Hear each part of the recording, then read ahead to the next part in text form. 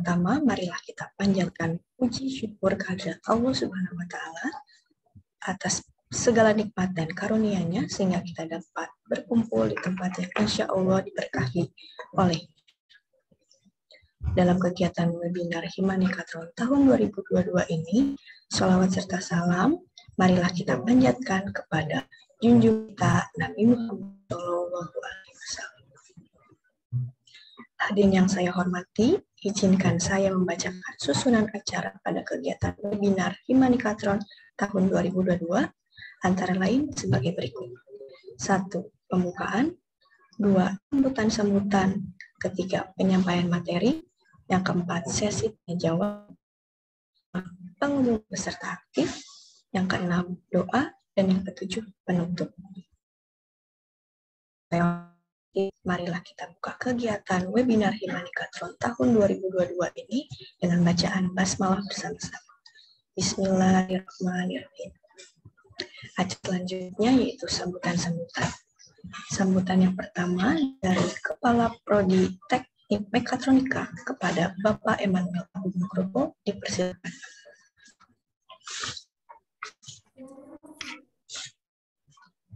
Baik. Assalamualaikum warahmatullahi wabarakatuh. Waalaikumsalam. Om Swastiastu.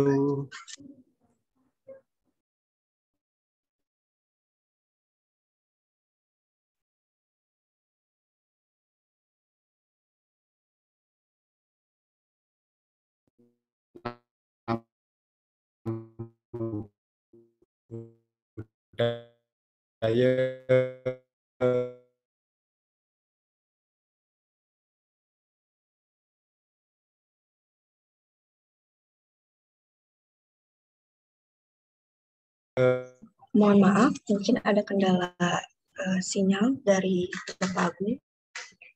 Pak, mohon diulangi.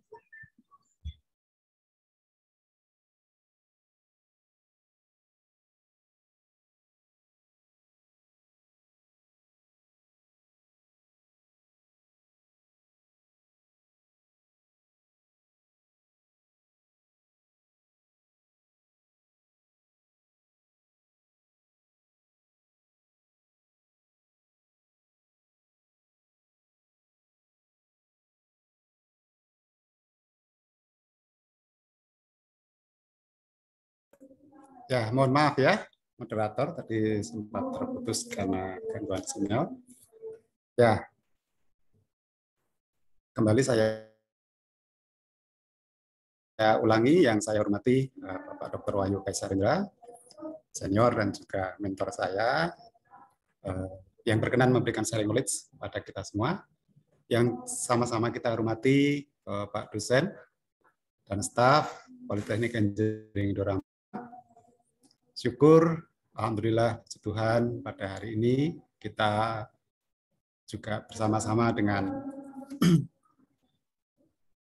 semua peserta yang mengikuti webinar yang diselenggarakan oleh Himpunan Mahasiswa Program Studi Mekatronika pada hari ini dapat bersama-sama untuk saling bertukar informasi, bertukar pemikiran, mendapatkan ilmu baru, pemahaman baru dalam kesempatan siang hari ini.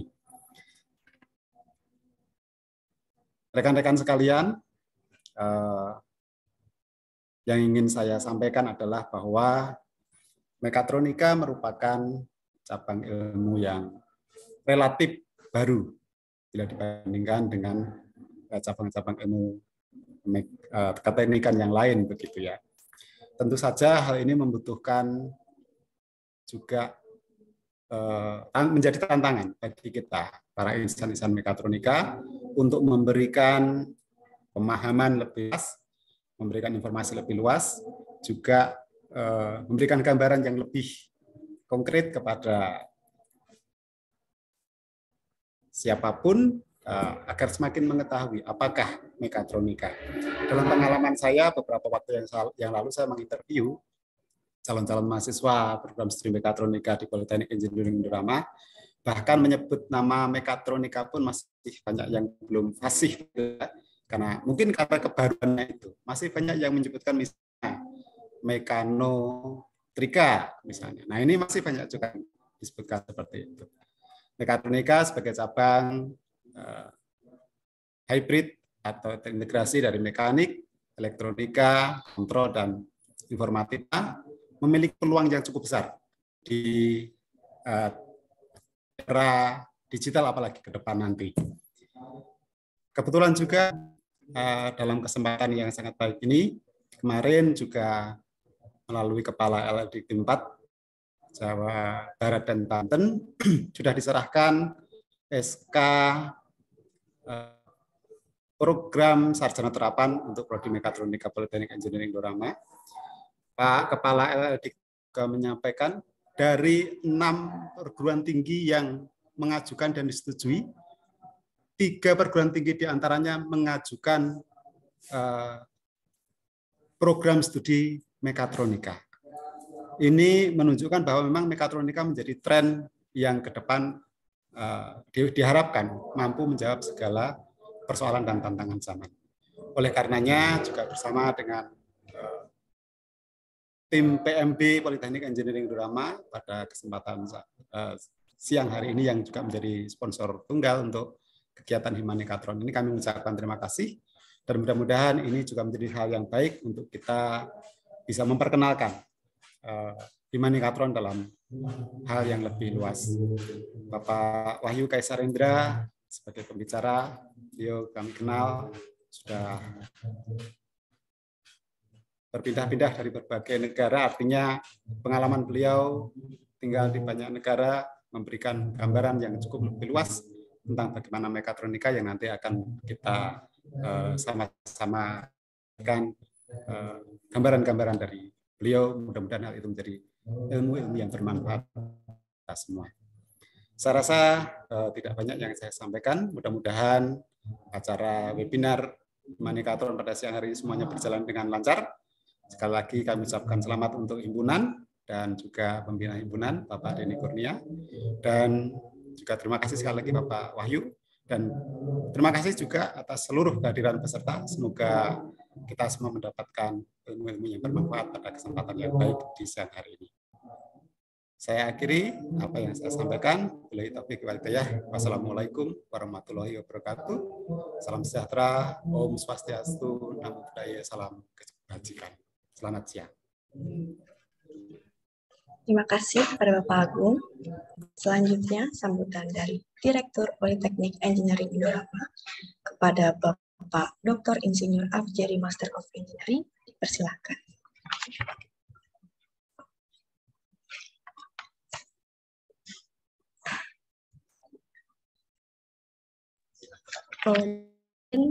Untuk Bapak Direktur tidak bisa menghadiri acara pada hari ini. Selanjutnya, sambutan dan informasi mengenai penerimaan mahasiswa baru kepada Ibu Widya Andayani Rahayu, MPD, atau yang mewakilinya, dipersilakan.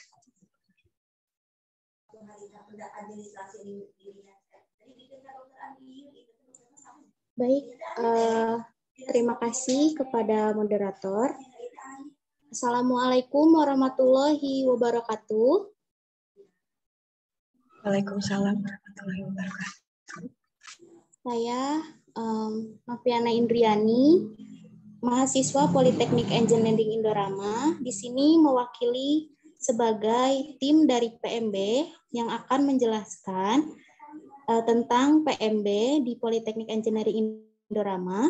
Untuk slide-nya apakah sudah tampil di layar monitor semuanya? Sudah, Teh. Sudah. Baik, untuk slide berikutnya.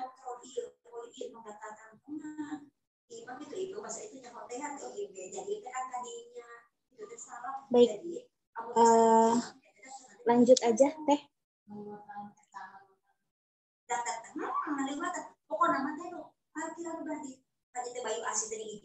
Ya, masih. Masih. Nah, di sini sebelumnya teman-teman semuanya udah tahu belum Politeknik Engineering Indorama itu adalah apa gitu dan letaknya itu di mana? Nah, next aja Teh slide-nya. Jadi, mohon maaf, suaranya terdengar nggak ya? Terdengar. Oh, terdengar. Dengar jelas, jelas. Oh iya iya. Cuman itu Baik. ada background suaranya. No, suara agak Oh iya iya. masuk.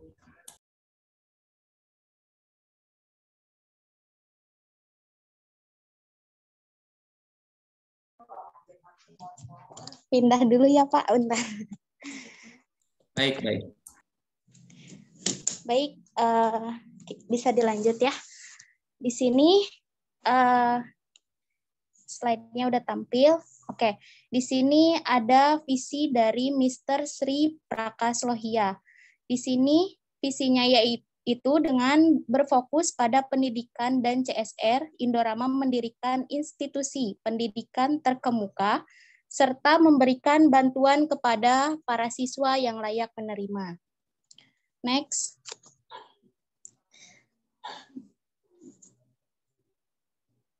Nah, di sini ada beberapa dokumentasi peresmian PEI yang diresmikan pada tanggal 23 September 2013 di Politeknik Engineering Indorama ya. Bisa kita lihat untuk dokumentasinya. Next.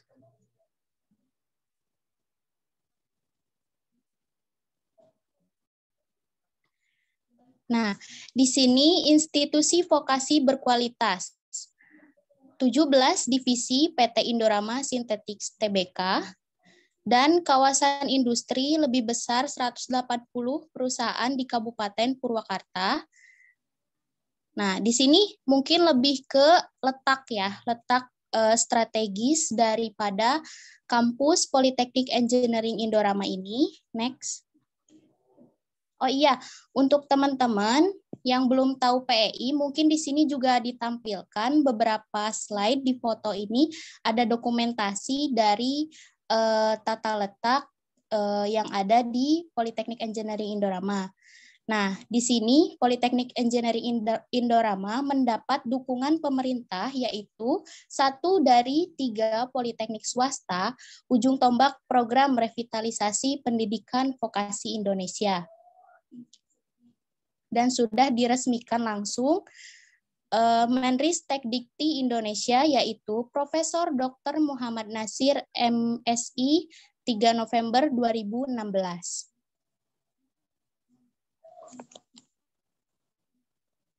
Nah, untuk program studinya ada apa aja sih yang terdapat di Politeknik Engineering Indorama? Di sini kita terdapat 4 program studi, yaitu yang sekarang ada perubahan ya untuk 2 prodi teknologi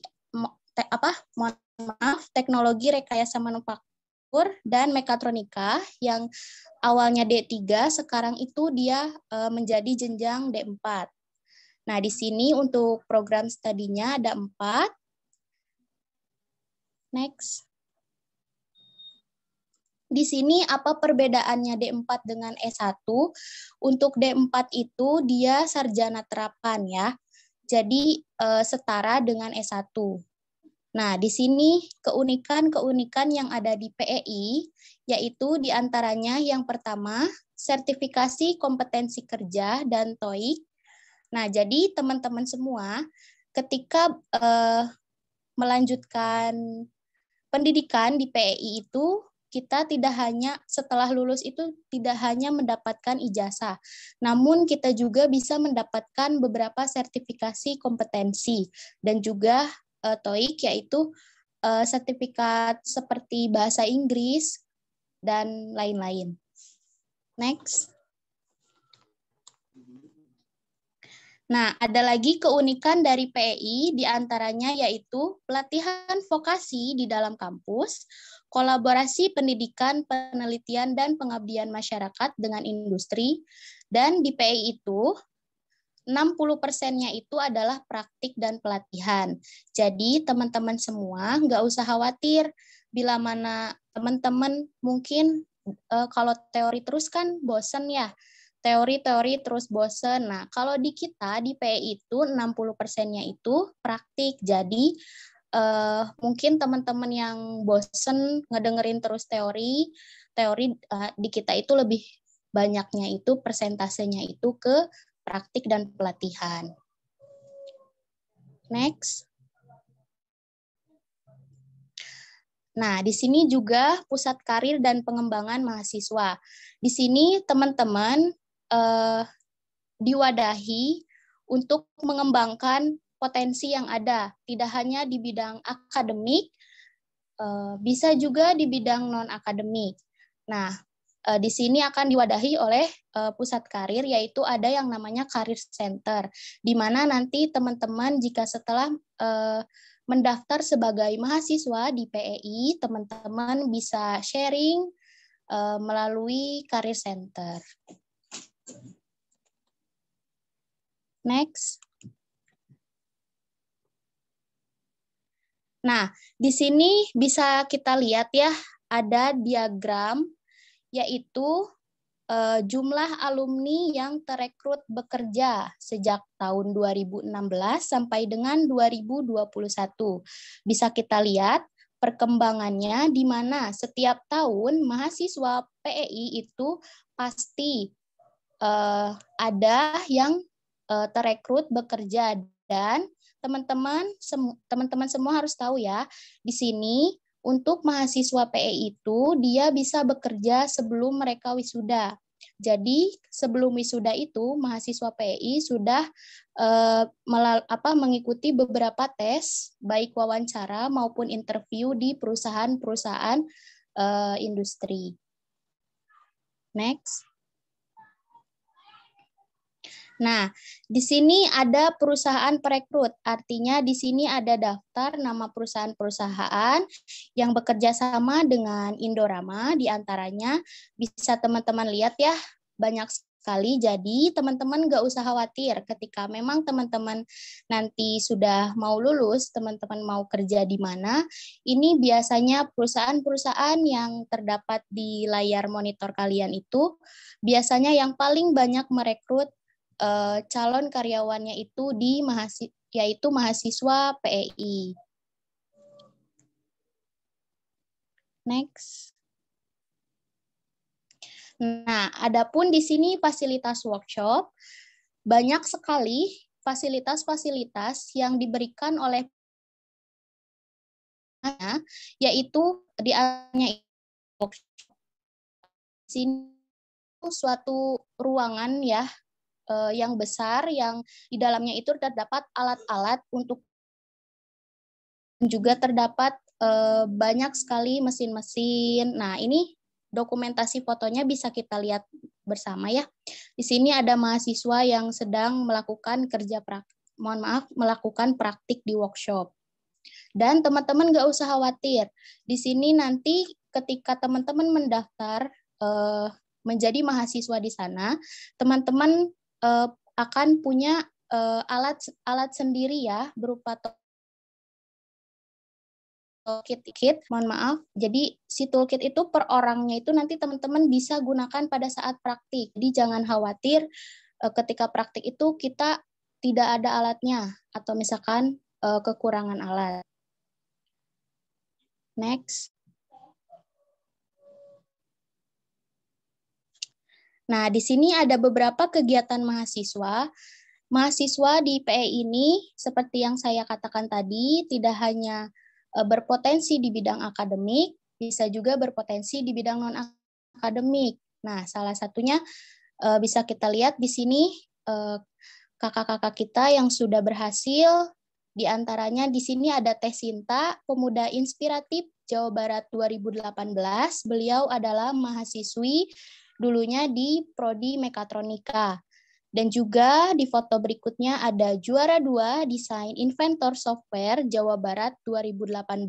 Ini dimenangi oleh mahasiswa mesin ya. Lalu ada pembangkit listrik tenaga mikrohidro, ini dari Prodi Elektro. Nah, di sini juga ada perakitan mesin, dan ini ada Asia Yacht International Model Unit Nation 2019 ini oleh Teh Salsa ya. Ini angkatan yang baru kemarin lulus wisuda 2018. di Prodi Mekatronika. Next. Nah, ini juga masih banyak segudang prestasi dari mahasiswa-mahasiswa di Politeknik Engineering Indorama. Bisa kita lihat di sini ada tarung derajat, futsal, UKM seni, paduan suara, robotik, dan UKM jurnalis. Nah, di sini juga kita ada UKM ya di PEI ini, jadi tidak hanya kuliah saja, kita juga kalau di SMA, di SMK itu teman-teman bisa memanggilnya eskul ya. Jadi kalau di Politeknik atau misalkan sekolah tinggi itu namanya UKM, jadi hampir sama seperti eskul. Nah, di antaranya banyak ya di sini kita lihat ada jurnalis, ada futsal, paduan suara, dan masih banyak yang lainnya. Jadi nggak akan gabut ya kalau kita hanya belajar saja gitu. Next.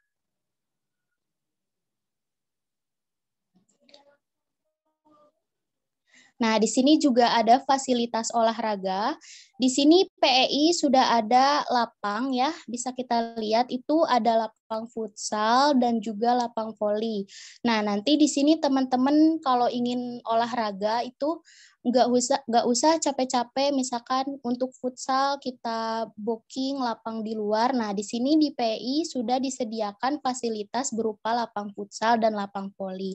Jadi kalau jam istirahat mungkin teman-teman ingin break gitu, ingin bermain futsal bisa menggunakan lapang yang difasilitasi oleh PEI. Next. Nah, kelewat teh. Nah, ya ini. Ini ada program magang di luar negeri. Nah, di sini kakak tingkat saya itu dari Prodi Listrik. Beliau berkesempatan untuk melakukan praktik kerja lapangan di Jerman. Nah, ini full biaya itu difasilitasi atau dibiayai oleh Indorama ya, oleh Politeknik Engineering Indorama. Jadi kita hanya cukup belajar. Nah, teman-teman di sini juga yang ingin seperti kakak-kakak yang ada di foto monitor kalian, sangat bisa sekali. Jadi hanya di PEI ya mungkin yang bisa membawa mahasiswanya itu belajar praktik langsung di luar negeri. Next. Nah, ini profil lulusan. Seperti yang saya katakan tadi, mungkin mahasiswa PEI itu sebelum wisuda dia sudah mendapatkan pekerjaan. Nah, di antaranya ini profil lulusan dari mahasiswa-mahasiswa yang telah lulus di PEI itu ada yang bekerja di PT Batubara Kalimantan Timur dan ada di PT Indorama, Pertamina, Indofood, Kalbe, Indosmen, Kalbe Farma. Nah, teman-teman bisa lihat ya di sini mungkin katanya ada yang beranggapan, Kak, apakah ketika jadi mahasiswa di sana itu bekerjanya akan ke Indorama lagi atau gimana? Nah, mungkin ini bisa menjawab pertanyaan teman-teman ya bila ada pertanyaan seperti itu. Nah, yang tadi juga dijelaskan di slide berikutnya, jadi Indorama itu memiliki kerjasama tidak hanya satu perusahaan atau dua perusahaan. Nah, jadi mahasiswa yang ada di PEI itu bisa bekerja di perusahaan-perusahaan yang ditampilkan di slide berikutnya tadi. Contohnya kakak-kakak tingkat yang sudah berhasil menjadi karyawan di sana. Next.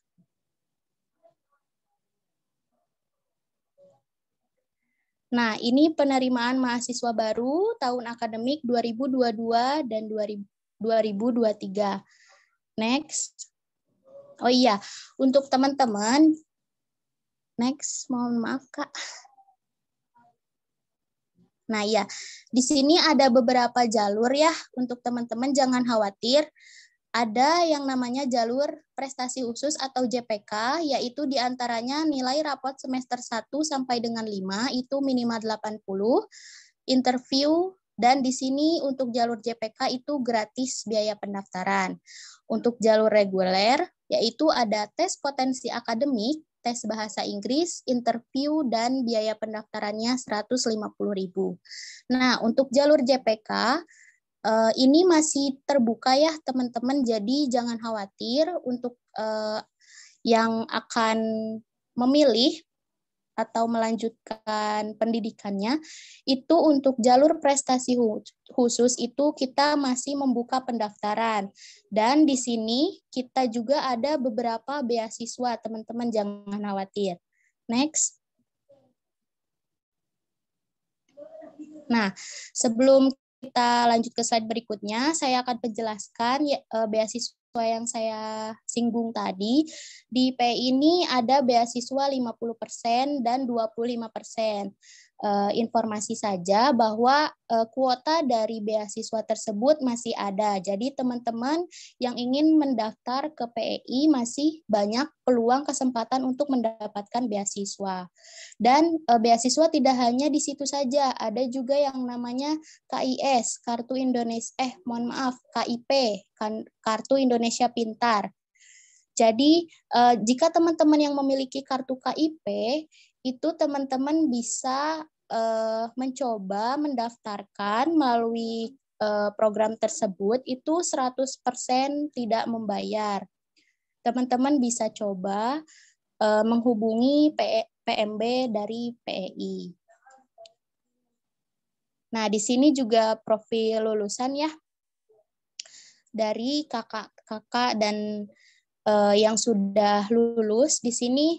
Nah, ini kita lihat ada foto tidak hanya laki-laki ya, di sini ada juga foto perempuan. Nah, jadi teman-teman semua bila mana mau dari SMA atau SMK, mungkin karena namanya politeknik itu kebanyakan laki-laki.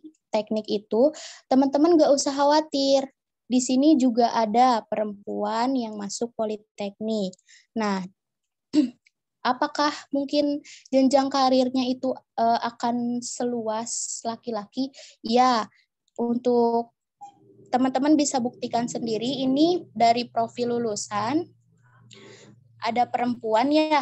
Nah, saya juga termasuk perempuan dan saya sekarang menjadi mahasiswa PI. Jadi teman-teman nggak usah khawatir untuk perempuan-perempuan yang ingin melanjutkan pendidikan di bagian teknik seperti itu. Next.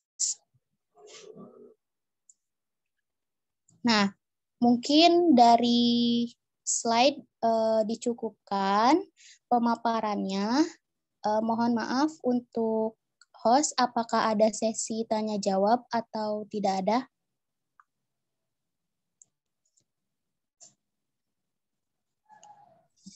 Mohon maaf Teh, untuk sesi tanya jawab di sini tidak ada. Oke, baik.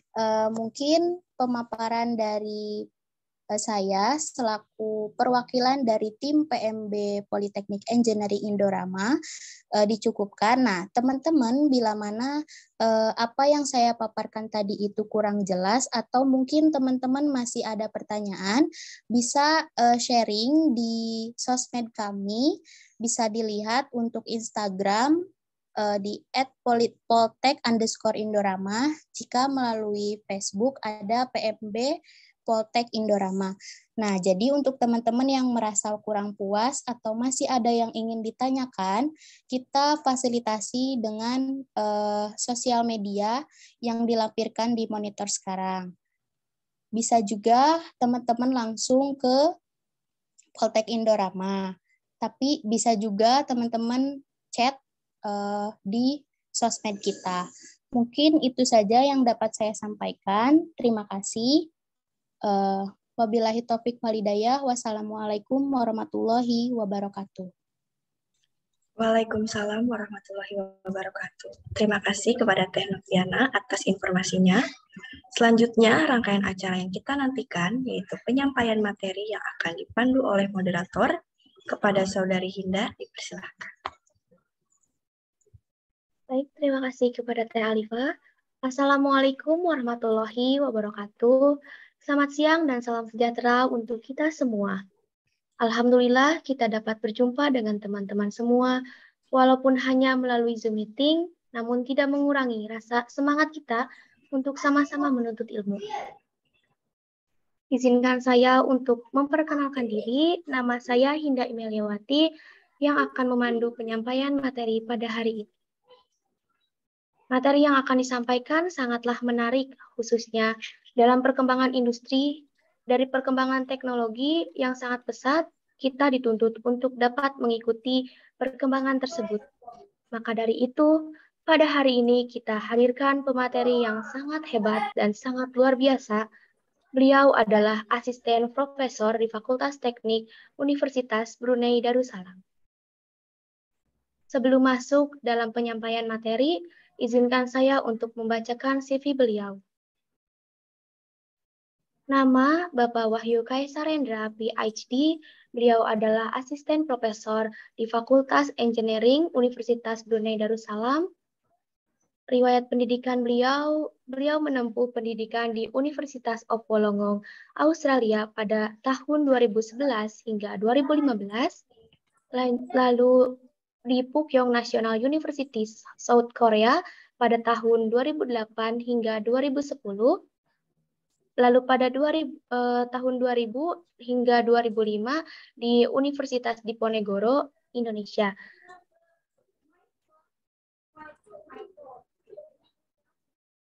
Di sini ada riwayat pekerjaan beliau. Beliau pernah menjadi asisten profesor Faculty of Integrated Technology University Brunei Darussalam pada tahun 2018 hingga sekarang. Yang kedua yaitu asisten profesor di Department of Mechanical Engineering di Diponegoro University pada tahun 2017 hingga 2019. Selanjutnya ada visiting lecturer National Taiwan University of Science and Technology pada tahun 2019.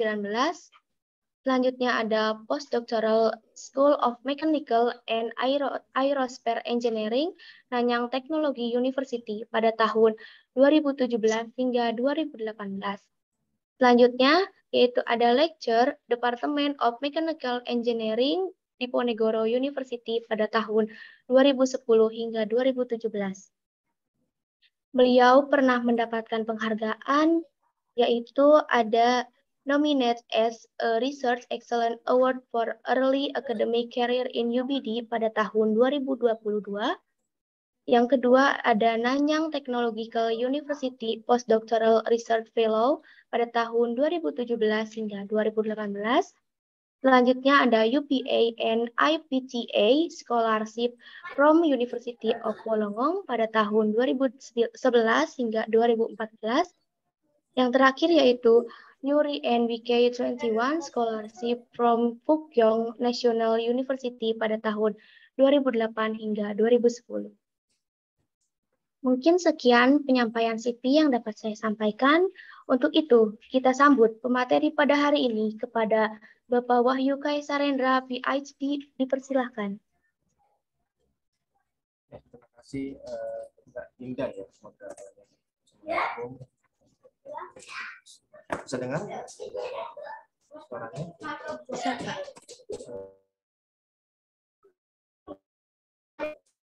Assalamualaikum. Siang, salam sejahtera buat kita semua. Terima kasih sebelum saya ucapkan kepada Politeknik Engineering Indorama yang sudah mengundang saya sebagai narasumber di seminar ini. Kemudian juga buat Bapak Kaprodi Teknik Mekatronika Pak Agung. Saya ucapkan banyak terima kasih atas silaturahminya pada hari ini, dan Bapak Direktur mungkin yang mewakili dan sekitar jajaran dosen di Kaprodi di bidang di Politeknik Engineering Indorama dan mahasiswa yang saya banggakan. Ya, saya juga tadi mengikuti ya, sebelum saya mulai, saya tadi mengikuti ininya, Ibu sekalian, saya juga mengikuti profil, ternyata bagus sekali juga saya tadi lihat profil dari Politeknik Engineering Indorama, karena yang mungkin yang ingin saya sampaikan saat ini udah terwakili dari tadi profilnya. Nanti kita lihat bareng-bareng saja sama-sama kan apa yang kira-kira bisa kita pelajari hari ini. Mungkin langsung aja ya Bapak Ibu dan mungkin Mas-mas dan Mbak-mbak yang mahasiswa. Terus juga saya tadi juga agak sedikit kemarin saya agak sedikit kaget karena ini profil sampai itu tersebar luas ternyata. Sampai grup WA-nya istri saya dari Undip itu mahasiswa program studi sastra Inggris itu grupnya ada, juga sampai ada di terkirim pamflet ini, dan juga teman saya di Freeport macam-macam, banyak teman SMP, SMA ternyata mungkin sekali ini ya Pak ya, bagus sekali ini ya Pak networknya, jadi bisa disampaikan ke semua. Juga banyak yang hadir, sekitar 134 ya, sangat bagus sekali. Saya izin share kalau boleh, mudah-mudahan ya bisa. Terima kasih dari ya, ini adalah saya coba pakai bahasa Inggris nulisnya, tapi mungkin saya akan sampaikan dalam bahasa Indonesia karena menurut saya lebih mudah untuk menulis.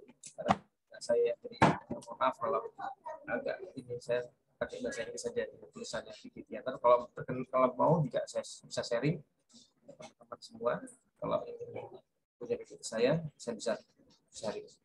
Hari ini kita coba karena waktu sempit gitu, terus saya dapat waktu hanya 45 menit, jadi saya kemarin agak sedikit ini juga apa yang bisa kita sampaikan. Biasanya kalau kilas pikiran 1 jam atau 2 jam, jadi agak sedikit luas. Tapi karena 45 menit, saya coba compact saja, jadi saya berikan yang umum saja. Karena kalau kita bahasa spesifik dan sangat kompleks, nanti malah jadinya tidak masuk ya ininya ilmunya. Jadi saya coba sederhanakan saja. Hari ini kita coba belajar bareng-bareng, atau kita coba kupas bareng-bareng kira-kira tantangan dan peluang alumni atau lulusan mekatronika pada industri 4.0, industri 4.0. Tadi sudah disampaikan ke moderator tentang CV saya, ya sudah saya skip saja. Tapi ini mungkin setelah saja saya punya beberapa paten yang bisa dilihat. Setelah itu adalah ini berkaitan dengan mekatronika, yaitu RAM bionik di tahun 2019 ya. Kemudian juga ini topik kisah saya. Ada banyak sebenarnya saya sejak saya join sebagai faculty member di FIT UBD itu, saya jadinya agak sedikit luas sebenarnya. Bidang saya di mechanical engineering tadi sudah dibuka dan diinformasikan, tapi sejak saya masuk ke ini bidang baru atau jurusan baru di UBD itu sangat ada megang chemical juga, engineering, ada juga civil, electrical, jadinya bagus buat saya juga karena saya belajar ya, jadinya memang harus seperti itu. Kalau kita harus terpaku pada satu jurusan tertentu, jadi kita harus belajar update diri kita sendiri. Nah di sini, jadi saya hanya coba tampilkan hanya 4 aja di CV. Itu saya di S2-nya, 1 saya mekatronika, 3 dan 2 postdoc saya di smart manufacturing. Saya juga belajar tentang machine learning. Dari sinilah saya dapat dikenal sebagai top 2% scientist di dunia dalam bidang machine learning di tahun 2020 berdasarkan Elsevier ya. Oke, ini saya juga editor di beberapa jurnal, selanjutnya Sensor dan Microplastics. Oke, ini adalah ilustrasi bahwa bidang saya sedikit unik. Saya berangkat dari Mechatronics ya, CTA di Undip tahun 2005 sampai 2004 selalu saya tugas akhir 2004 di Undip, ini saya ambil Mechatronics ya. Ini oleh Pak Yoga, mungkin juga bimbingan Pak Agung sekarang yang PhD ambil program dokter di Undip, Pak Agung dibimbing oleh Pak Yoga. Dia adalah alumni MIT pulang Indonesia. Nah, saya diberikan topik tentang ini. Kemudian saya juga belajar control system. S2 saya belajar mechanical design, kemudian signal processing, dan seterusnya. Kemudian saya juga belajar mechanical vibration. Dan saya belum tadi sebagai ada selain ngajar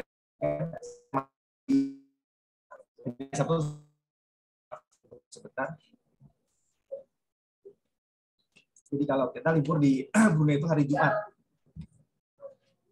buat libur, satunya masuk. Berarti saya ada ngajar satu sampai selesai siang. Belum istirahat. Oke. Nah ini kemudian saya jadi conversion, numerical method dan lain-lain. Kemudian saya coba crystallize dari sebuah bidang menjadi ini ya, mechanical design, machine learning, dan mechatronics. Jadi saya suka di sini tiga bidang ini. Jadi ada mechanical design-nya, saya suka gambar, maka apa namanya CATIA dulu atau CAD atau apa namanya sekarang SolidWorks ya. Kemudian saya juga suka di AI, artificial intelligence, salah satunya coba AI itu adalah machine learning. Saya juga masih konsisten di bidang mechatronics. Nah ini dari 3 bidang umum, bidang besar, ini saya aplikasikan di 4 ini ya, di 4 apa namanya aplikasi. Pertama condition monitoring, biomechatronics, dan biomedical signal processing, manufacturing, dan machine learning dan TL. Tadi alhamdulillah sudah di apa namanya terrealisasi atau sudah pernah dimanfaatkan di beberapa industri dan rumah sakit. Oke, itu sekilas saja tentang profil saya supaya mungkin juga memberikan semangat ya buat teman-teman atau dari mahasiswa ke depannya. Kalau kita juga belajar banyak ilmu sebenarnya sih, tapi juga harus konsisten di satu ilmu. Ini mudah-mudahan bisa terserap atau disampaikan. Yang pertama kontennya saya coba apa namanya ya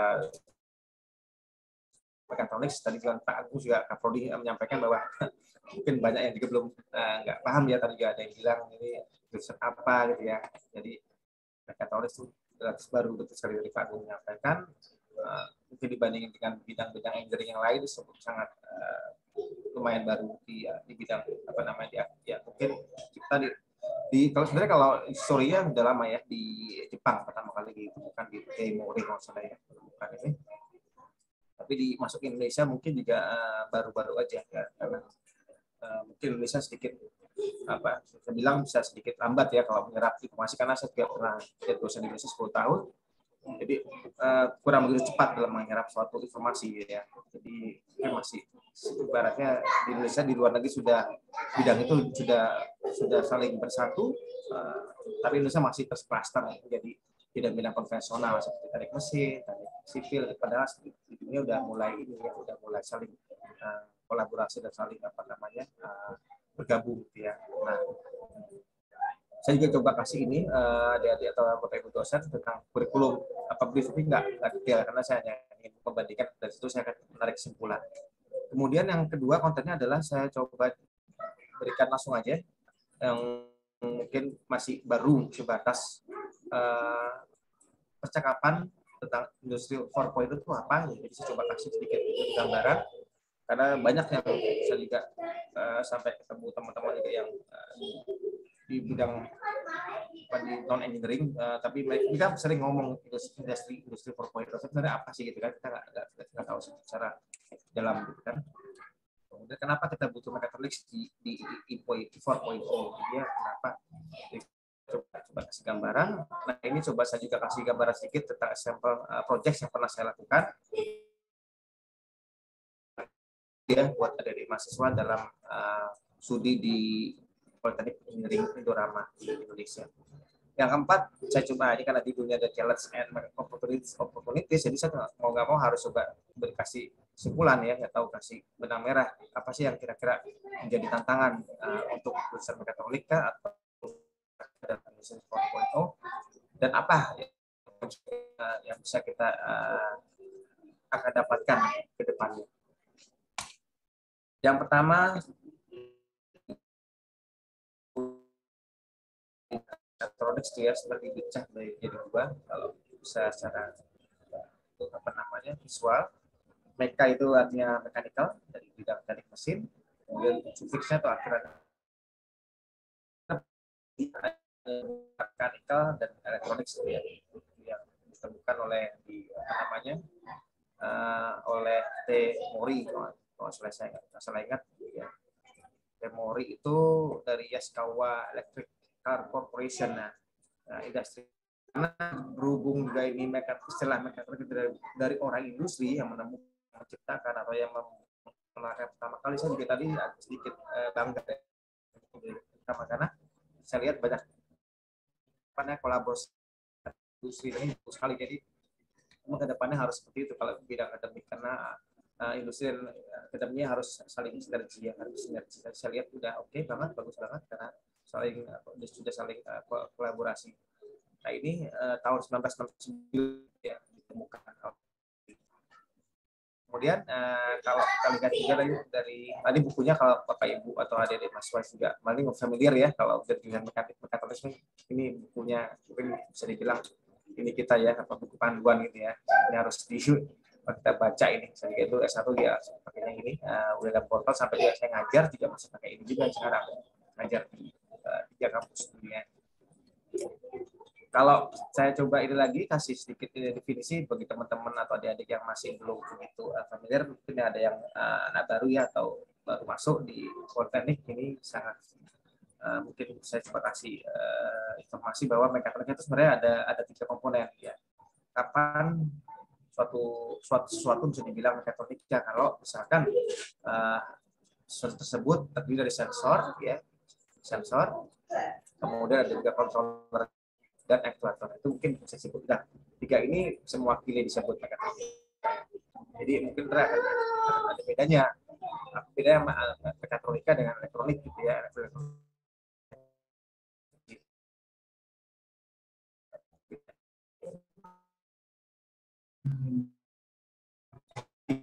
Karena ini unik kan sebuah kasih gambaran. Kemudian kalau kita juga coba nih, karena kita juga makhluk Tuhan ya, karena kita punya body kan, human body. Nah coba kita balikan dan reflect bahwa sebenarnya kita juga representasi dari suatu bidang mekatronika, karena kalau kita lihat sensor ya, kalau dari sensor tuh kita punya mata kan, kayak mata kita sebagai sensor, atau telinga ya itu sebagai sensor. Kalau kita coba kaitkan dengan mekatronika. Ya, apalagi mungkin teman-teman atau dari juga lagi yang contohnya mungkin juga kulit ya, setiap panca indera atau apapun itu yang kita sebut sebagai panca indera saya sebut sensor. Kemudian kontrolnya satu yaitu otak kita, brain kita. Ini kontrol karena data yang diambil di sensor akan diolah di controller atau di brain kita, untuk akhirnya nanti si controller atau si brain ini akan memutuskan menggerakkan aktuator. Aktuator itu bisa tangan, kaki ya, itu menggerakkan. Itu contohnya aja. Ya, jadi kalau sejauh-jauh sebenarnya kita bisa, kalau kita refleksi dari diri kita sendiri ada di kita mekatronikanya. Itu jadi saya coba kasih 3 dulu gambaran bahwa mekatronika dibagi 3 sebenarnya. Ada 3 view ya. Kalau tadi saya bilang 3 ini adalah 3 komponen. 3 komponen, ada sensor, ada controllernya dan aktuatornya. Kemudian kalau saya bagi view-nya, point of view-nya, mekatronika itu sebagai subjek, yaitu sebagai mata kuliah yang diajarkan di satu universitas atau institusi, itu namanya mata kuliah. Kalau di saya dulu tidak ada di UNDIP ya, saya belajar di Mechanical Engineering, jadi salah satu mata kuliah yang diajarkan di teknik mesin. Kalau sekarang udah banyak yang mendirikan jurusan lebih baru. Nah, ini sebagai subjek di mekatronika di FIT Budi saya. Nah, ini contohnya aja kalau kita punya suatu sistem seperti ini, ya ada sensornya nih, proximity probe-nya, ya sensor menangkap suatu distance atau jarak dari objek. Di sini dia diolah di controller ya, kemudian setelah controller diolah, dikontrol dengan Arduino Uno ini, kemudian dia akan menggerakkan aktuator ya, clamping ini mekanisme. Nah itu contoh dari namanya yang simple ya. Mungkin juga sudah pernah bermain ya seperti ini ya, namanya pakai bot ya. Ini contohnya. Jadi di tempat saya tuh kita project base. Selain kita memberikan mata kuliah yang teori, juga kita memberikan mahasiswa kesempatan untuk belajar secara praktek atau praktikal atau project base. Jadi ada kompetisinya di akhir mata kuliah di semester di ujian ini tidak ada ujian, enak nih, bisa di kebanyakan tidak ada ujian, kita hanya competition aja atau project base. Itu mahasiswa akan diajak kompetisi ya untuk lihat performa dari mekatronik desain mereka. Oke, ini masih seputar sebagai subjek. Kemudian sebagai gelar atau tadi sudah yang contohnya adalah ini ya, Photonic Engineering Drama sebagai degree sekarang kan, D4 ya, itu sudah point of view sendiri. Jadi sebagai degree, Mechatronics Engineering adalah suatu cabang ilmu yang bersifat interdisciplinary dari engineering yang fokus kepada integration of mechanical, gabungan dari mechanical, electronic, and electrical engineering system. Sebenarnya kalau saya satu lagi ada, ini kan ada dari meja dari OW kampus saya dulu ya, dia udah buka juga nih, yang baru juga. Sebenarnya dulu pas saya 2015 belum ada baru. Sebenarnya juga ada lagi nama program juga di sini, harus ada programmingnya. Kalau saya boleh tambahkan apa? Oke, ini yang ini sebagai degree atau gelar ya. Banyak juga sudah ada kan di Indonesia. Jadi kita lihat juga beberapa contoh aja. Yang terakhir mekatronika sebagai sistem. Nah, ini sebagai sistem ini yang harus kita pelajari ya, selain karena kita sebagai mahasiswa sebenarnya masuknya yang paling penting setelah dunia kerja yang ini sistem ya. Jadi yang ini yang alumni itu lulus dari bidang mekatronika, jurusan mekatronika ini akan harus dimiliki oleh harus dimiliki oleh mahasiswa atau alumni.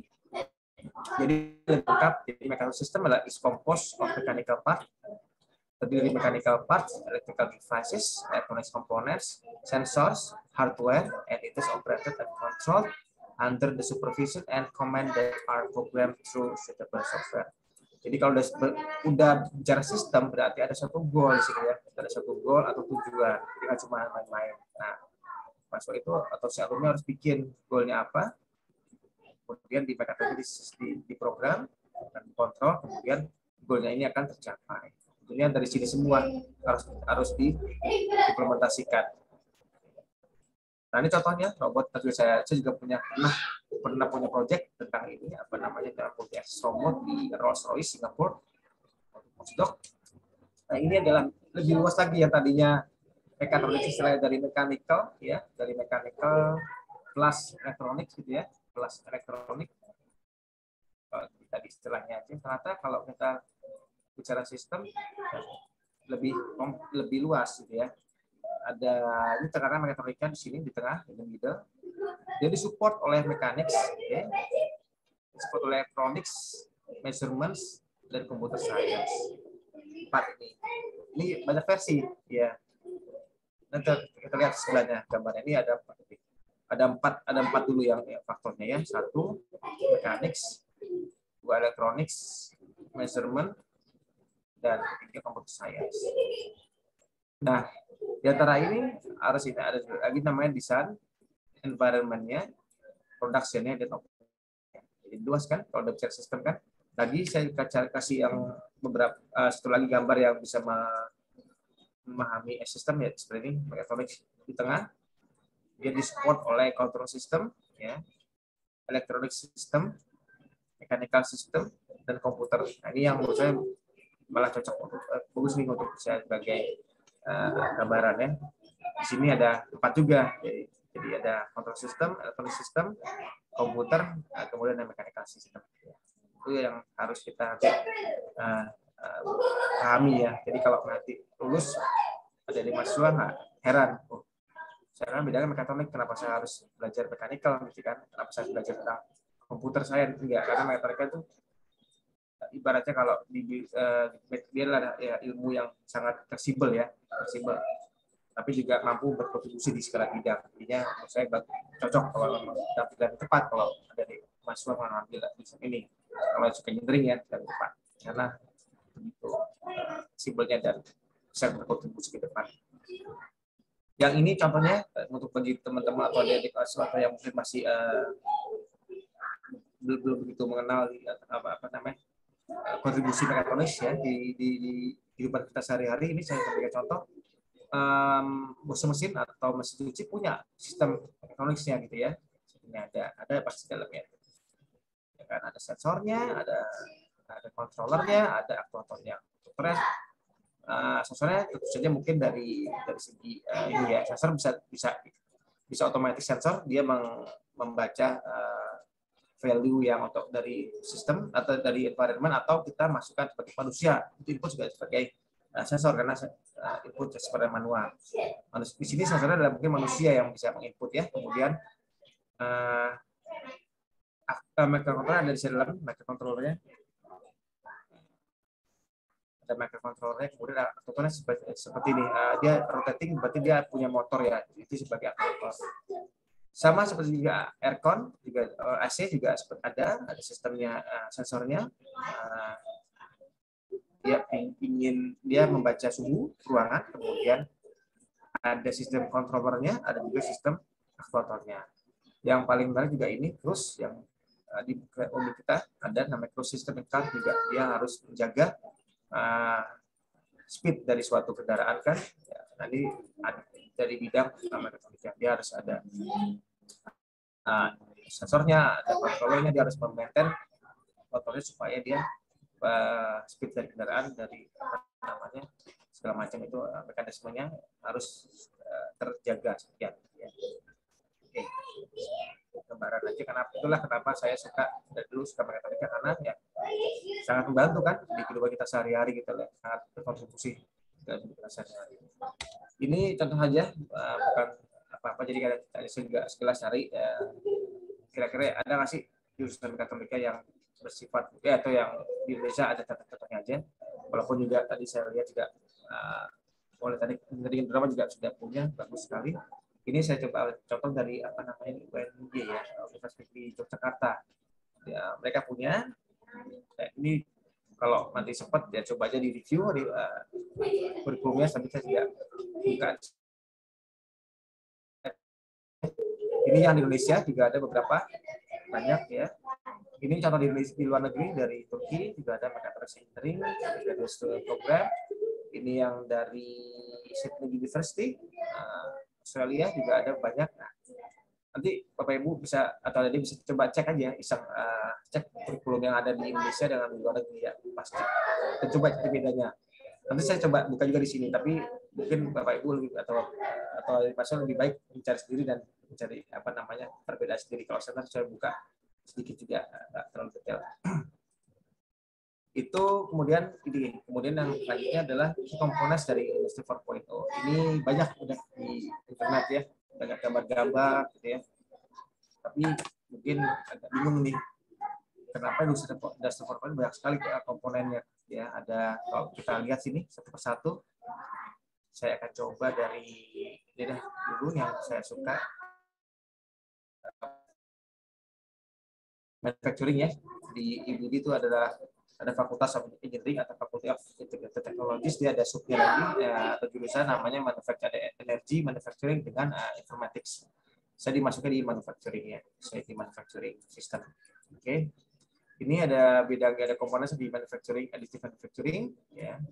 Ada lagi di advanced robotics, tapi dimasukin di IoT itu, IoT. IoT butuh advanced robotics, juga butuh cloud computing ya, ada smart sensor sendiri. Kemudian ada juga blockchain, jadi saya tidak begitu paham, masuk di 4.0. Ada AI sendiri macam banyak jenisnya, ada machine learning, ada deep learning ya.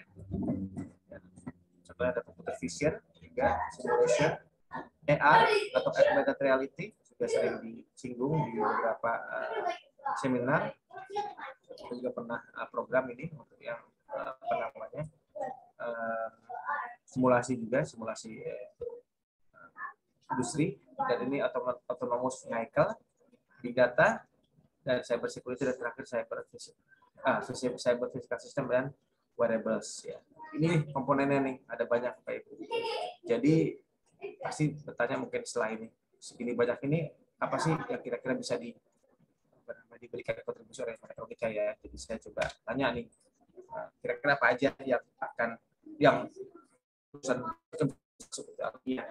bisa masuk dari sekian banyak komponen. Memberikan jawaban tapi tidak absolut ya, tidak benar, karena ini based on my experience. Kalau saya juga ya, menurut saya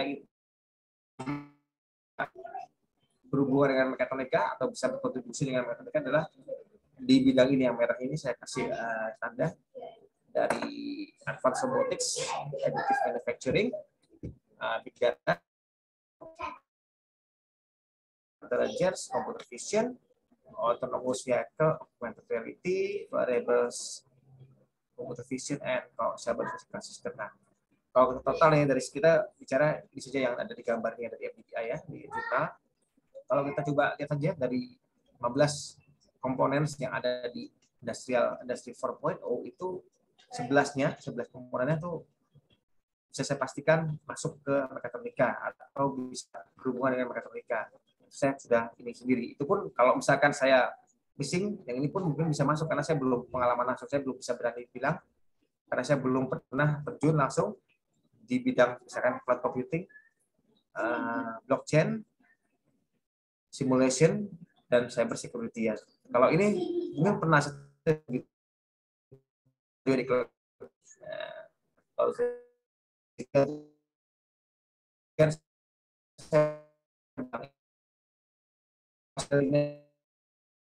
dari website 4.0 itu bisa dimasuki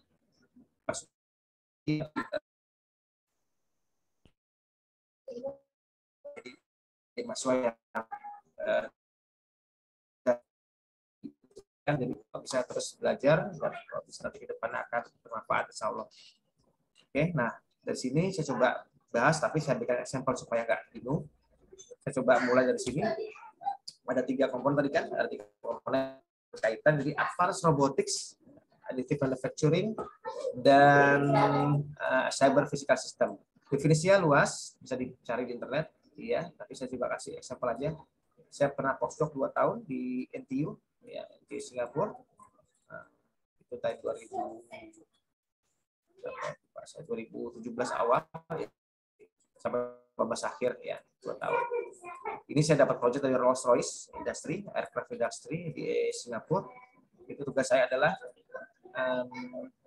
mengubah konvensional atau manual measurement system untuk fan blade ya, engine. Kalau kita bicara pesawat terbang itu kan ada engine-nya itu depannya sendiri. Kalau Bapak Ibu pernah buat pas naik pesawat coba lihat ya, yang bagian berputar sama blade-nya itu blade-nya itu dibikin di Singapura. Kalau yang Boeing untuk penjualan di Asia ya, itulah Singapura yang bikin blade-nya. Nah itu saya juga baru kaget juga sekelas Rolls-Royce juga mereka masih pakai sistem konvensional, artinya dia mengukur thickness-nya atau ketebalan dari fan blade-nya atau juga kehalusan permukaan dengan menggunakan manual pengukuran measurement. Di situ banyak proses, artinya sampai dipasang di robot, dihaluskan, dimanufaktur, kemudian dikeluarkan dari robotnya, diukur ya pakai ultrasonic handheld untuk yang thickness measurement. Dia kalau misalkan ukurannya masih belum masuk kan mereka harus masuk lagi, jadi belum sesuai dengan target ya, terus gitu kan sampai dia kalau kelebihan malah parah akan dibuang jadi scrap gitu ya. Jadi hati-hati kan, jadi kalau belum nyampe target oke, proses lagi di manufaktur, tapi harus hati-hati terus. Tapi kalau kelebihan malah dibuang, itu mahal sekali tuh satu fan blade itu kan. Nah tugas saya sebagai postdoc fellow di sana memimpin satu tim, ya. Jadi kita punya tim dari anak S3, anak S2, anak 1, juga engineer dari Rolls-Royce juga sebagai tim saya sebagai leadernya. Itu kita membuat suatu measurement yang bersifat yang bersifat otomatis, jadi real time gitu ya. Jadi ketika ini saya coba speed nanti setelah saya jelaskan, ketika masih jalan dia abrasif atau di grinding itu ini tadi saya kasih, ini adalah contoh dari mekatroniknya, saya lupa tadi. Ini mekatronik smartnya, jadi kalau ada sensor, ini adalah accelerometernya di sini, accelerometer sensor, microcontroller sebagai PC itu ya ada di sini, ada smart juga, ada smart system kan di PC kita punya, ada namanya program, ada machine learning-nya sini. Kemudian jadi ini bergabung ya, PC plus ini namanya microcontroller, saya kasih kategorinya, jadi microcontrollernya. Kemudian actuatornya apa? Robotnya itu digerak sendiri ya, menuju ke bendanya yang dituju, itu namanya actuatornya. Itu secara besar global ya, secara ini ya, scale up dari mekatronika. Jadi yang tadi kan saya sesuatu yang agak simpel-simpel, sekarang udah mulai industrial scale gitu ya. Nah, kita bisa coba sistem OEM di mana ketika ada proses manufaktur, kita bisa melihat langsung pengukuran yang tanpa harus dicopot ininya, test-nya atau workspace-nya gitu ya. Nah, itu contohnya mungkin bisa dilihat dulu videonya. Ini yang di sana di Rolls-Royce Singapura. Ini saya ya tidak ada suara ya, saya matikan aja apa, tidak perlu penting suaranya. Ini saya pakai sensornya getaran dan acoustic emission. Jadi ketika blade-nya itu grinding belt-nya menyentuh fan blade dari engine trend 1000 itu dipakai di Boeing 777 industri produksi Boeing 777 ini keluar kan raw signalnya, dari situ kita olah sedemikian rupa supaya dia menghasilkan suatu pengukuran. Nah, kita bisa tahu nih berapa thickness-nya, berapa dia makan, ya, dia berapa gerusnya, grinding-nya, dia bisa tahu. Dari situlah proses lagi dalam tahapan industri. Nah, itu ini ada sampelnya, ada titik karena mereka tidak mungkin ukur semua. Ini juga punya 4 perwakilan. Ya, nanti saya coba seperti tadi saya coba. Oke, lama ini 30 detik. Nah, kemudian lagi ya. Oke, makasih Mbak. Yang ini tentang IoT. IoT, jadi saya bikin secara S2 saya bikin karena hidroponik juga potensial di bidang indoor, bikin suatu mekanik sistem yang bisa mengontrol ya, jadi dari LED lightnya, pompanya juga. Jadi dari saya pasang ini belum seperti beli yang benihnya, terus saya coba pasang sini. Saya juga mau uji baru selesai sistemnya. Ini bisa terukur di apps kita berapa temperaturnya, macam-macam, dan diaduk pakai IoT. Itu yang untuk indoor hidroponik. Ini yang lain sensor dan big data, saya juga punya thesis juga di tentang ini. Jadi kita membuktikan bahwa kalau kita pakai tanaman, kita tempel di tembok itu ya, ini sebenarnya masih hipotesis sebenarnya kemarin. Apakah penggunaan aircore atau penggunaan AC dan lain-lain ya, bisa kita bikin 2 rumah yang sama mirip bangunan, bangunan kamar, satu dipasang tumbuh-tumbuhan atau enggak, ada weather sensornya, dalam sudah ada heat flux sensor, ada humidity, macam-macamnya, ada temperature sensor, kita bandingkan. Nah, itu karena big data itu, karena sekarang saya bilang big data karena banyak sensor di sini, dan sensornya itu banyak, akan menghasilkan data yang sifatnya real time, per hari, enggak per hari, mungkin malah per jam ya, atau bahkan per menit. Itu sangat banyak. Nanti kita ukur mungkin 1 tahun, karena kan untuk mewakili satu siklus musim ya, musimnya berganti. Nah, itu yang namanya green system, itu juga mau selesai. Di sini juga berpengaruh nih koneksinya, jadi ilmu mekaniknya dipakai di sini. Kemudian yang computer vision, coba saya juga kasih sampel project dari dari computer vision itu apa nih, kalau bisa dicek nanti kalau saya sharing ya, saya coba sharing aja. Ini bisa dicek sudah saya upload di YouTube. Ini bisa digunakan untuk mendeteksi sinyal EKG ya.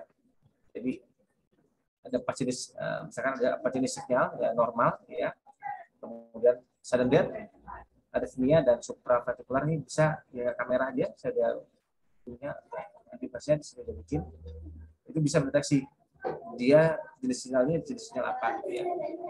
Itu yang coba di computer vision.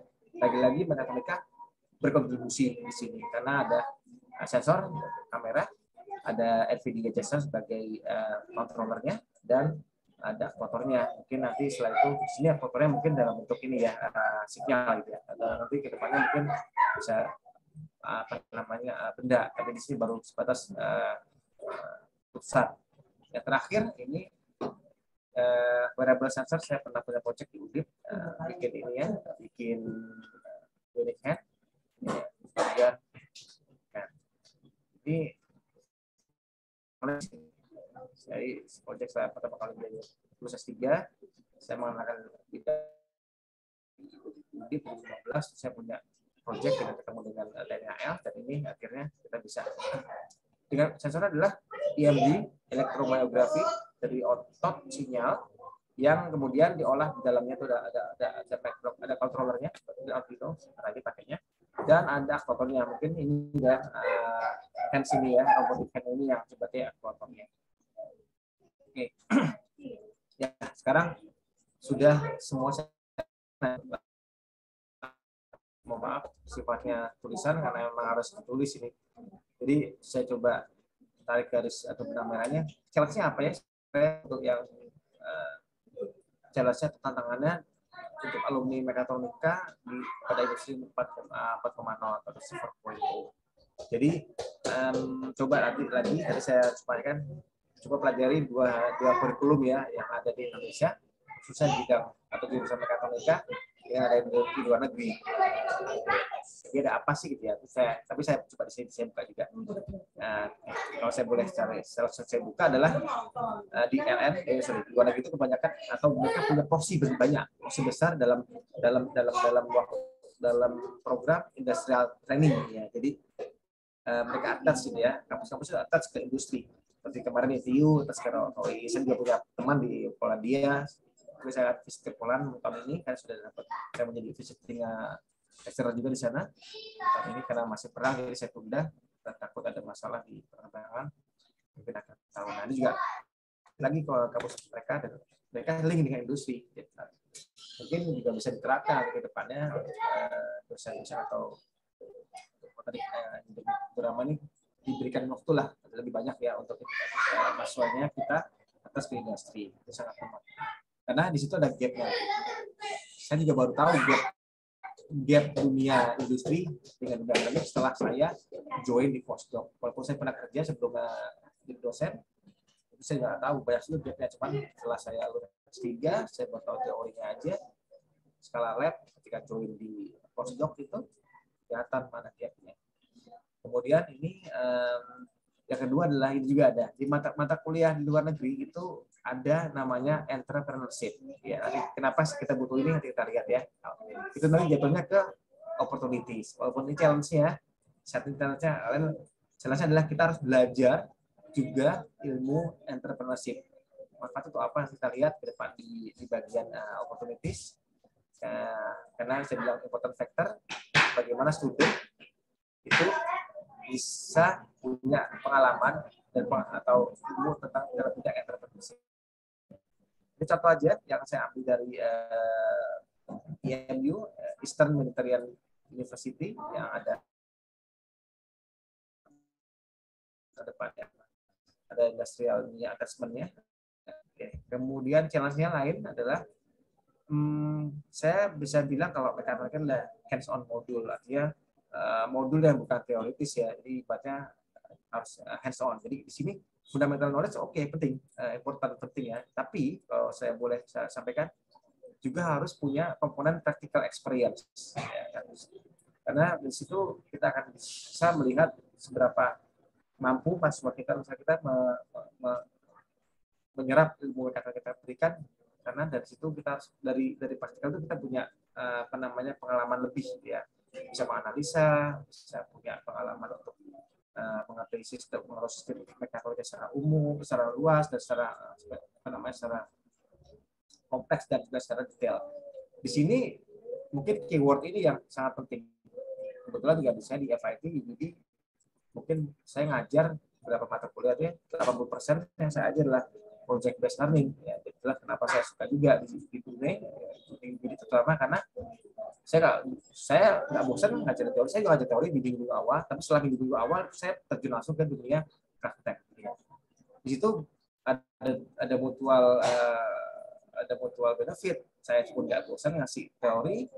Walaupun tadi juga di Mbak perwakilan dari PMB ya, perwakilan dari tadi yang dari mahasiswa baru, mungkin saya sering dengar jelas apa namanya jenuh kan tadi, bosan kalau bersifat teori. Dan situ mahasiswa sangat happy gitu ya, dan sangat saya lihat outcome-nya kita punya matriksnya sebenarnya update dari Amerika itu semua lumayan bagus gitu, apa namanya outcome-nya dari mahasiswa sendiri.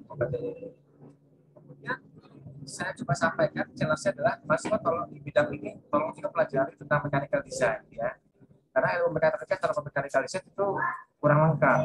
Nah, jadi misalkan Bapak ada yang bikin satu sistem mekatronika tapi nggak tahu nih buat apa alatnya, atau nggak bisa bikin casingnya, atau gimana cara penyesuaian dan nanti ke aplikasi, itu juga perlu ilmu mechanical design ya. Di situ challenge itu. Kenapa saya bilang challenge ya, tantangan, karena itu disempatkan di waktu-waktu dan itu jadi dibutuhkan nanti ke depannya di dunia industri. Terakhir, kalau saya boleh sampaikan challenge itu setelah optimis sebelum adalah mahasiswa diharapkan juga belajar tentang programming. Ya, banyak juga teman-teman atau adik mahasiswa di UNDIP dulu, mereka pinter di mekatronika tapi nggak tahu bagaimana cara mereka memprogram, gitu kan? Nah, itu penting juga. Jadi kalau bisa ada mechanical design dan programmingnya, karena mekatronika juga tadi saya bilang selain mekanika, elektronika, saya selipin satu lagi plus IT atau programming ya, computer science kita harus masuk. Oke, itu ya challenge-nya. Yang opportunities-nya ini saya coba simpulkan dulu. Lulusan mekatronika bisa kerja atau ke depannya nih ada namanya istilah smart factory. Nah, juga sangat hot nih. Mau dicari kan apa itu smart factory? Yang pasti orang mekatronika bisa masuk ke sini ke depannya ya. Bisa masuk ke smart factory. Pasti bisa masuk, saya jamin. Dan Rolls-Royce sendiri juga ini transformasi tadi kenapa saya bilang dia masuk ke sini, karena Rolls-Royce tadi itu salah satunya ciri khasnya adalah merubah manual measurement atau manual proses atau konvensional proses menjadi suatu smart proses. Itu bisa dikatakan smart factory. Advanced technologies ya tentunya banyaklah yang seperti advance ya. Mekatronika juga bisa masuk ke semua bidang multidisciplinary, itulah ruangnya yang bisa kita tangkap ke depannya. Ini nggak tahu nih, mungkin beberapa orang bilang itu adalah suatu ancaman, tapi menurut ini apa namanya website ini dibilang reducing labor cost itu adalah suatu opportunities ya, mengurangi labor challenge gitu ya. Oke, kemudian bisa menambah added value ya, dari menambah suatu company dan bisa memaintain competitiveness dari suatu industri. Nah, ini makanya kenapa banyak sekarang diperlukan jurusan mekatronika. Saya juga lihat, coba aja cek mungkin di banyak. Kalau saya belum tahu ya, mungkin bisa masih konvensional dibutuhkan sejarah teknik mesin, teknik ini. Tapi kalau di luar negeri itu udah mulai spesifik, dia langsung bukan mechatronics engineering karena sangat dibutuhkan di industri. Ini contohnya beberapa industri yang dekat dengan jadi ini bilang kalau mekatronika dan industri 4.0 itu sangat erat ya hubungannya, karena di sini seperti ini bilang adalah operators, machines, komponen dan sistem adalah saling berhubungan secara real time dan dapat berkomunikasi dan berkolaborasi. Tentunya untuk bisa mencapai hal ini diperlukan orang mekatronika. Yang kedua, company ini ya, dan kita ini apply atau mengaplikasikan prinsip-prinsip ilmu mekatronika ya, di mana dia mengotomasikan produksi prosesnya, membuat mesin dan membuat automatic line dari desain sampai dengan construction-nya. Yang kedua, saya ambil contoh satu industri di mana dia dia menyatakan bahwa penting dan sangat erat kaitannya antara mekatronika dan industri 4.0 adalah di mana punya role mekatronik punya role untuk membuat industri 4.0 lebih sukses ya, karena dia punya motion control-nya. Yang kedua, di manufacturing, packaging, logistik ya, ini packaging, logistik, material handling, automation, dan digital technologies itu adalah suatu goal yang harus kita capai di industri. Nah, itu pasti butuh orang mekatronika di situ. Yang terakhir nih dari berdasarkan yang pelajari saya dari internet atau dari sistem yang industri ya, saya coba searching beberapa hari waktu kemarin. Ini yang dari saya pribadi yang menurut saya bermanfaat adalah kita nggak harus kerja ya jadi alumni mekatronika di setiap industri atau di setiap kampus di Indonesia nggak harus kerja, mungkin antara job available vacancy sama ini jobnya misalkan job vacancy ya. Nah, dengan aplikasi mungkin beda gitu, mungkin nggak proporsional perbandingannya. Nah dari situ saya coba kasih opportunity lain adalah mahasiswa alumni mekatronika bisa kok membuat perusahaan sendiri, can build startup company. Contohnya nih, ini ibu saya dan beberapa junior saya dan namanya Desma yang based on di Semarang itu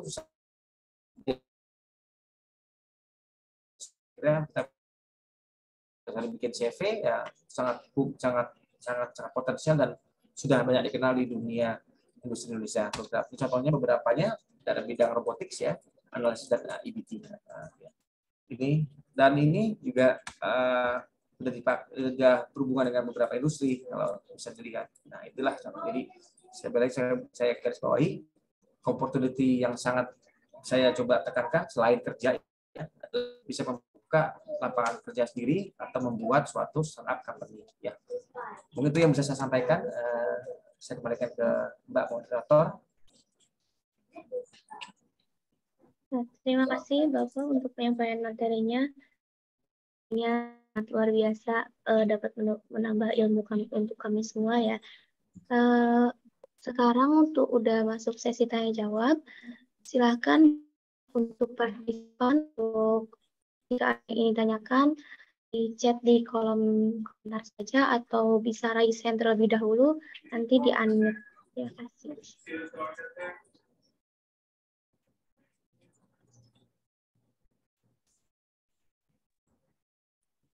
Halo, saya Astuti. Saya ingin bertanya kepada Pak Wahyu. Ya, Bu Astuti. Ya, jika nantinya kita fokus ke ilmu mekatronika, menurut Bapak, bagaimana seharusnya kami sebagai mahasiswa nantinya dalam membangun kompetensi untuk jangka panjang, serta mengembangkan soft skill dan hard skill kita dalam bidang mekatronika di era revolusi industri 5.0 yang nantinya secara bertahap peran manusia ini tergantikan oleh robot, serta di masa pandemi saat ini yang dimana segala aktivitas kita serba dibatasi, Pak, dan serba virtual. Terima kasih. Ini langsung saja gimana atau tunggu yang lain? Silakan langsung bisa dijawab Bapak. Oke, buat tadi coba saya catat ya. Jadi peran lulusan mekatronika ya dalam industri. Tadi bilangnya 4.5 ya Pak ya, Bu ya. Sudah 5 aja ya. Cepat ya masih.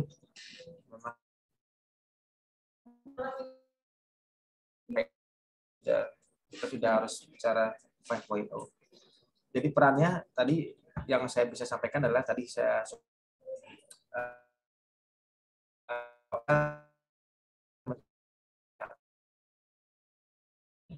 secara contoh aja, zaman saya kuliah dulu 10 tahun yang lalu itu device controller yang dipakai atau microcontroller yang dipakai dalam bidang mekatronika adalah sekarang juga masuk cari mungkin udah bukan lagi secara industri ya, mungkin industri udah beda gitu atau mungkin mahasiswa pun mungkin udah lain gitu ya, ada TM berapa, ada yang Nvidia, Jensen gitu kan, nah itu banyak hal ya, itu pokoknya banyak ya, dia itu harus update ya, karena yang tadi saya bilang harus taruh gapnya bahwa nanti takutnya apa yang kita pelajari dengan dunia industri beda. Itulah tadi saya kembali lagi linkkan dengan attachment ke industri. Jadi kalau bisa Bapak Ibu yang berperan sebagai pembuat kebijakan ya di suatu institusi itu coba diporsi untuk ke industri diperbanyak. Jadi di situ mahasiswa bisa paham kira-kira gapnya apa sih antara industri dengan akademia gitu ya.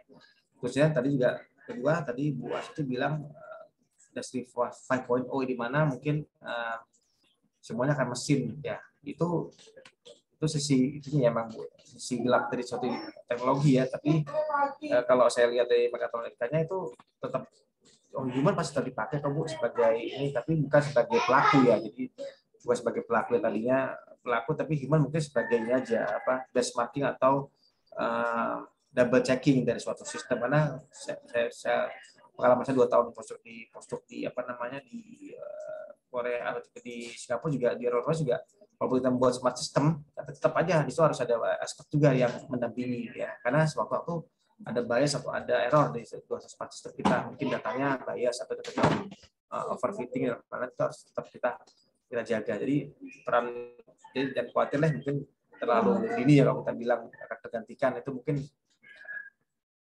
panjang itu waktunya, waktunya nggak cuma 5 tahun 10 tahun yang akan datang, mungkin puluhan tahun ke depan enggak. Dan itu kita masih ini kok, masih bisa gitu ya. Terima kasih Bapak. Apakah jawaban dari Pak Wahyu sudah puas dan bisa diterima oleh Ibu Astuti?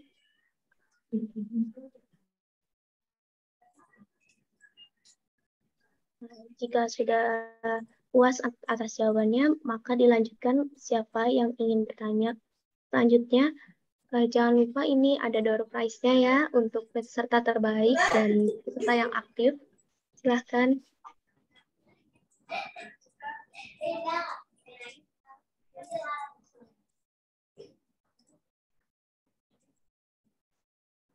Saya coba ini ya Bapak Ibu, saya coba tes deh GPT saya supaya mungkin bermanfaat di depannya.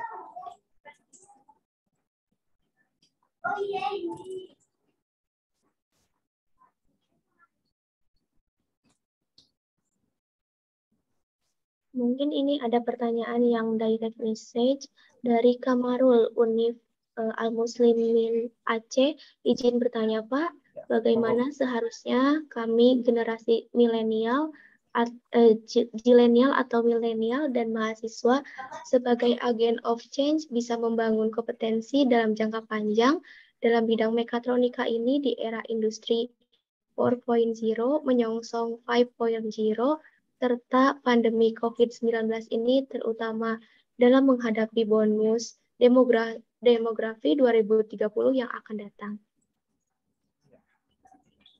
Oke, Mas, dari mana? Pak Kamarul ya? Iya.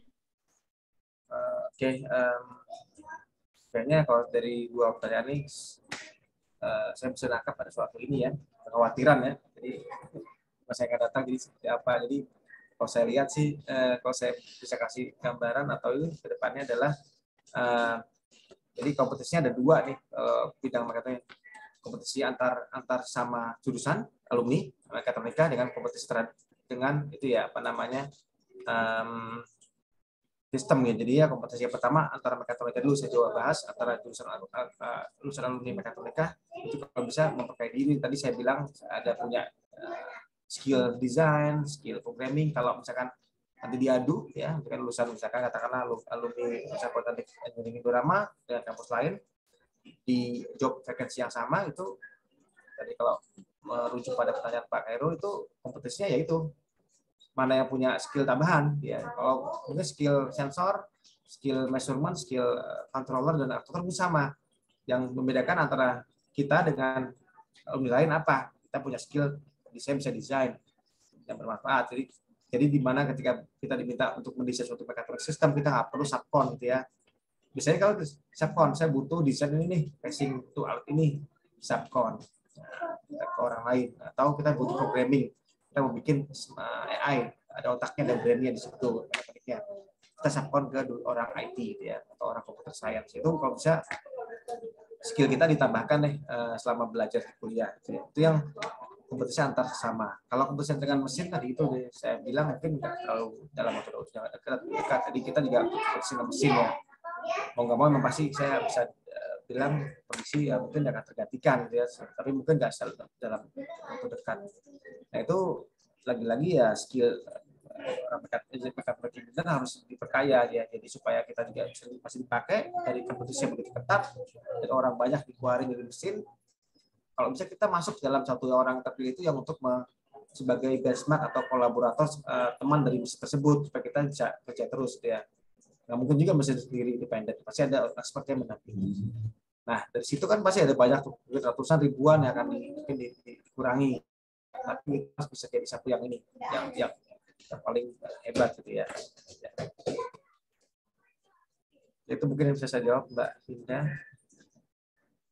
Terima kasih Bapak atas jawabannya. Bagaimana untuk Kamarul, udah jelas atau udah puas atas jawabannya? Jika sudah, ini sudah ada yang raise hand kembali, yaitu dari Bobi Saputra. Silahkan. Ya, selamat siang Pak, saya Bobi. Selamat siang. Mau bertanya, untuk mekatronik ini kan setidaknya ada 3 bidang ya, ada mekanik, ada elektro, komputer juga ya. Betul, Pak. Nah, pertanyaan saya, apakah mungkin kita bisa maksimal gitu untuk menguasai masing-masing bidang itu sendiri gitu? Ya, itu aja sih Pak. Ya, pertanyaan bagus Pak Bobi. Kalau kita masuk ke S1 program, mungkin kita 4 tahun ya punya waktu untuk belajar. Kalau di 4 berapa tahun ya? Ada di 4 juga ya, atau 3 ya? Saya kurang itu paham. Karena mungkin di 4 itu baru nih. Saya menjadi dosen di Undip belum begitu kedengeran di 4. Jadi saya baru buat saya. Ya, kalau dari waktu 4 tahun memang sempat Pak Bobi, itu sangat saya akui. Saya juga mungkin banyak kegiatan juga di kampus ya. Jadi ya belajar. Sekarang kita harus menguasai 3 bidang tadi itu, yang dari mechanical, electronics, dan computer science. Nah, cara terbaik dari belajar itu adalah dengan project based tadi itu saya bilang. Itulah kenapa saya suka di UPD, karena dari awal mahasiswa S1 itu di tahun pertama itu sudah dikasih, semester pertama mungkin masih dasar, lanjut semester 2 dia udah langsung project based ya. Mau nggak mau di situ dikasih masalah, dikasih kasus ya suatu mahasiswa, dan dia akan belajar secara langsung, secara paralel, di mana dia harus mendesain suatu alat yang saya suruh bikin, misalkan dia juga harus mempelajari komponen yang dibutuhkan, dari mulai komponen elektroniknya, device-nya, dan kemudian juga harus gimana nih supaya si alat ini bisa berjalan atau dapat dioperasikan sesuai dengan goal dari Dr. Cesar. Saya kasih assignment, mereka saya kasih tugas, ada satu alat atau kamu bikin ini, kita provide semua equipment-nya dari mulai microcontroller kita provide, sensornya bilang aja kita sediakan, nanti 3D printer juga kita ada, pakai squashnya, 3D printing buat desain dan casing, kita juga punya license SolidWorks ya di sini ya. Jadi apa aja mereka pengen butuh saya support gitu ya. Nah itu mereka senang sekali. Nah kira dengan 6 bulan waktu 6 bulan ya,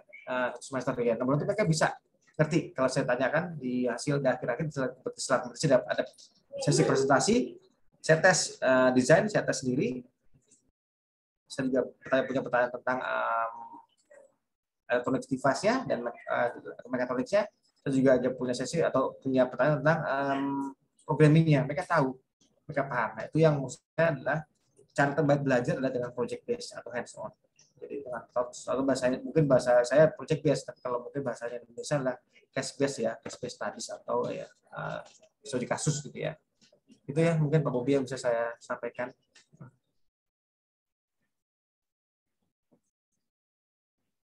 Baik, terima kasih Pak atas jawabannya. Lanjut saja, ini ada pertanyaan dari Teh Septianingsih Vera Siskayanti. Bagaimana caranya untuk menghadapi tantangan di era industri 4.0 saat kita sudah lulus dari bidang mekatronika atau kita tidak pernah mempelajari ilmu mekatronika tersebut? Tantangan dalam bidang apa Pak tadi? Mohon maaf saya agak itu karena caranya untuk menghadapi tantangan di era industri. Oke. Tapi tadi saya tangkap ini ya, bukan bidangnya bukan mekatronika atau mekatronika. Iya Pak, jadi jika kita sudah lulus dari bidang mekatronika atau tidak pernah sama sekali gitu. Oke, asumsinya dari Ibu siapa ini atau? Septianingsih Vera. Kalau bidang mekatronika, era tantangan tadi sudah saya sampaikan ya. Saya menangkapnya kok bukan mekatronika, jadi sejujurnya kalau gimana kalau bukan dari lebih mekatronika, tantangannya tadi itu kita harus mempelajari banyak ilmu ya. Atau kita juga banyak belajar ikut-ikut seminar juga bagus juga tuh, karena sekarang sistem online itu sangat baik juga buat teman-teman atau adik-adik alumni. Coba ikut aja suatu komunitas ya, atau ikut seminar yang mungkin free, free saja. Itu banyak juga ilmu-ilmu yang bisa kita dapat ya dari istilah. Karena ya itu pengetahuan selalu berubah. Mungkin yang dulu saya pelajari kuliah juga mungkin sekarang berubah gitu ya. Dari mulai sensor aja mungkin saya dulu tahu sama sensor yang lain, sekarang udah lebih advance ya sensornya.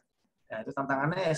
Jadi saya tidak bisa begitu detail karena menurut saya tantangannya ya update diri kita sendiri, supaya kita mungkin sering bergaul dengan industri juga, orang industri, karena industri yang pernah user kita kan sebagai user. Dan lu sering ketemu teman-teman industri, karena juga sebagai dunia di luar negeri itu pendekatan industri dari satu KPI, key performance. Jadi suatu KPI itu ya, KPI adalah suatu performa yang dilihat. Jadi kalau nggak tahu di Indonesia, kalau saya tidak merasa seperti itu ya, mungkin di Indonesia kalau di industri bersifat khusus untuk ini aja, benefit personal gitu ya. Kalau kita lihat industri kita yang karena industri itu benefitnya personal, tapi kalau di luar negeri itu benefitnya harus bersifat university. Jadinya kita mencoba untuk attach atau approach industri. Dari situ juga kita dapetin, saya kemarin bimbing anak KP ke Shell Petroleum, ternyata juga butuh mereka tuh dari Shell itu minyak itu suatu alat gitu kan. Nah itu yang kita coba ini gali, Mbak. Jadi ya kalau bisa berhenti deh belajar, jadi terus gali, sering update gitu ya, teknologi industri juga bisa lihat bagus yang bisa di membantu mereka dan membantu mahasiswanya. Karena dulu saya jujur di Undip S1 tuh saya nggak tahunya teori aja, nggak pernah industri ya. Terakhir KP aja di FR Asia itu pun hanya 2 bulan kan, nggak terlalu panjang, mungkin bisa diperpanjang. Ya, itu mungkin saya, Mbak. Baik, Bapak. Terima kasih atas jawabannya. Ini udah ada pertanyaan dari Kang Saad. Izin bertanya, Pak. Saya mahasiswa teknik elektro, namun berminat juga untuk mempelajari mekatronika. Sejauh saya belajar Arduino dan PLC memang ada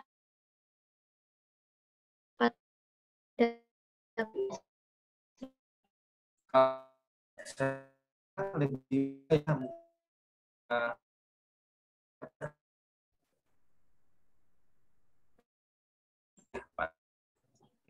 saya flashback ke 10 tahun yang lalu ya, itu kan YouTube belum ada ya. Jadi sekarang tuh kalau saya assign ke mahasiswa saya S2, S3 dan S1 pun mereka lebih cepat loh belajarnya, karena mereka udah punya bisa lihat tutorial dari YouTube ya, banyak. Nah, itu mungkin baiknya pertama adalah cari referensi yang tepat, buku atau video. Dan yang kedua ya sesi bareng itu emang harus sedikit ini ya, sacrifice, artinya bukan, artinya kalau bisa kita juga punya mekatronika itu bukan seperti ilmu sains yang bisa dipelajari di buku, dipahami, kemudian kita bisa mengerti. Ilmu mekatronika itu saya ilmu sifat praktik, emang butuh suatu alat yang untuk mempelajari memilikinya. Jadi kalau bisa ya kita beli dari mulai sensornya, dari mulai kontrolnya. Itu yang menurut saya, dan juga catatan baiknya menurut saya adalah saya ini bagus ya. Saya tahu dari masuk bisa lihat ya, saya dari mekanika bidangnya mekanika S1-nya dari mesin. Tapi tahun 2020 saya juga kaget dinobatkan atau dipilih menjadi salah satu top 2% ya in the world ya, top 2% influential scientist in basic and artificial intelligence. Itu sangat kaget. Berdasarkan Stanford University data atau survei, dan mereka punya data. Itu pun saya nggak pernah, teman saya nggak tahu dari UBD yang nggak tahu. Pasaran dapat ini. Nah, saya kasih tips yang praktikal. Saya belajar programming itu bukan saya cari contohnya, saya coba ulang, tapi saya nggak pakai, kalau saya menggunakan itu saya dari referensi ini. Tapi yang pasti saya nggak pernah pakai 100% sama plug ya saya pas karena pertama niat itu nggak ada niatnya. Kedua adalah case-nya beda. Case yang udah di-upload gitu ya sama case saya beda pasti. Pasti kita modifikasi. Itu cara terbaik menurut saya Bapak untuk mempelajari programming ya dalam bidang programming. Menurut saya sampai sekarang saya sangat bersyukur karena saya bisa punya pengalaman itu pun di Korea dulu ya. Ya,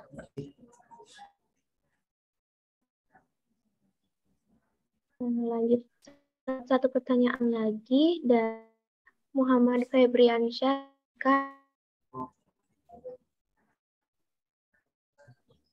Assalamualaikum Pak. Pak Ayu aja ya. Iya. Jadi alhamdulillah saya pengajar di kampus ini ya Pak ya. Nah mungkin kendala yang saya hadapi itu adalah ya kita dosen-dosen lama ini kan bahkan banyak ini kan kurikulum baru ya. Artinya baru di mana mekatronika adalah gabungan dari semuanya. Dulu kan kita fokus dengan mesin dan segala macam. Nah, mungkin bisa memberikan sedikit dosen pengajar mempercepat ini. Apakah kita harus mengikuti kembali training apalagi dengan usia kita yang sudah mungkin di atas 40-50 ya, Pak Bayu ya. Ada trik atau apa itu untuk kita sebagai kita mau melakukan sesuatu ya kita juga harus lebih memahami karena kita pahami mahasiswa sekali untuk mempelajari begitu saja Pak Wahyu, mudah-mudahan kita. Terima kasih Pak Wahyu. Terima kasih Pak. Oke, makasih. Ini juga pertanyaan tough ya, berat ya pertanyaan karena kami saya yang dari itu yang belum pernah punya pengalaman. Ya, saya coba saya sharing aja karena kita sebagai dosen ada juga yang sudah pernah saya ajar atau saya sudah paham.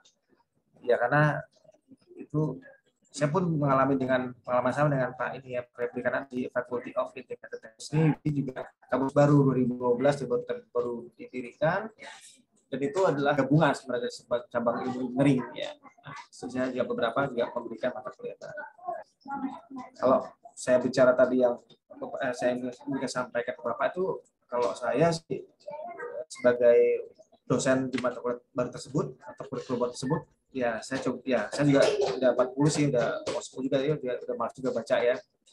Paling tidak saya juga ini sih walaupun kita sering baca saya coba ini Bapak Ibu jadi diskusi dengan teman-teman juga yang pengalaman senior itu cara terbaik dari transfer ilmu adalah berdiskusi dengan senior ya atau orang yang ada pengalaman bisa baiknya bisa WhatsApp atau bisa video itu cara terbaik. Nah paling enggak kita nggak perlu harus menguasai seperti Pak Babi tadi sampaikan itu sangat berat ya untuk umur sudah kita mau kasih mahasiswa project atau kita semata kuliah tertentu di kurikulum mekatronika untuk membuat misalkan robot pemadam api.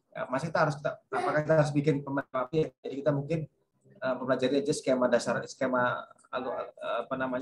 umumnya seperti apa, komponen yang dibutuhkan apa, programmingnya seperti apa, alurnya atau pseudocode-nya, kan apa sih ada pseudocode-nya atau programming logiknya.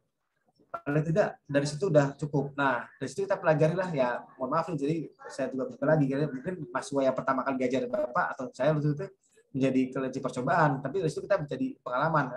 Itu kan suatu siklus pendidikan ya Pak, pembelajaran ya. Saya juga mengalami mungkin saya 2018 di UNI ada beberapa mata kuliah yang saya ajar seperti mungkin ngasih survei. Saya juga punya survei sendiri untuk menaikkan pangkat juga untuk ini sedikit agak kurang, tapi setelah itu kok paling jadi bagus survei mahasiswanya. Sampai sekarang saya disenangi dengan mahasiswa karena pendidikan itu tidak terpaksa gitu ya. Jadi kalau bisa ya itu aja, tidak perlu ke training dan tidak perlu membuat suatu yang akan berikan ke mahasiswa, cukup mempelajari atau mengetahui saja udah cukup. Nah, nanti kita belajar kasih mahasiswa masuk, karena tadi Bapak saya setuju kan mahasiswa itu sudah kita sekarang cepat sekali pergerakannya, dan kita belajar bareng deh mutual learning-nya. Jadi dari situ mereka bisa bikin bagaimana kita belajar dari kesalahan mereka gitu ya, cara programming, cara komponen connection-nya, macam-macam kita belajar dari mereka. Itu Pak Febri, mudah-mudahan tepat jawabannya dan bisa diaplikasikan. Baik, terima kasih banyak Bapak atas jawabannya. Mungkin untuk pertanyaan saya cukupkan, dikarenakan waktu sudah habis, maka saya bacakan kesimpulan dari materi yang tadi sudah disampaikan. Mekatronika yaitu gabungan dari dua kata, mekanikal dan elektronik. Lalu ada komponen dari mekatronika yaitu sensor, kontrol, aktuator. Terima kasih, mungkin sekian dapat saya sampaikan. Apabila ada kesalahan dan tutur kata saya yang kurang berkenan, terima kasih atas perhatiannya. Wassalamualaikum warahmatullahi wabarakatuh. Saya serahkan kepada pembawa acara. Terima kasih ya Bapak. Terima kasih sudah.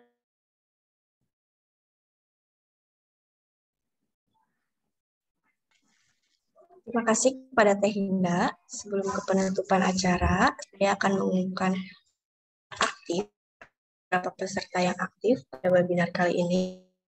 Itu atas nama Astuti Kamarul, Bobi Saputra, Septianingsih Vera Siskayanti, Saad Abdul Salam, dan Febri Kendar. Untuk nama-nama yang telah disebutkan, harap menghubungi kontak person yang sudah tertera untuk pengambilan door prize. Doa penutup yang akan dipandu oleh saudara kepada saudara.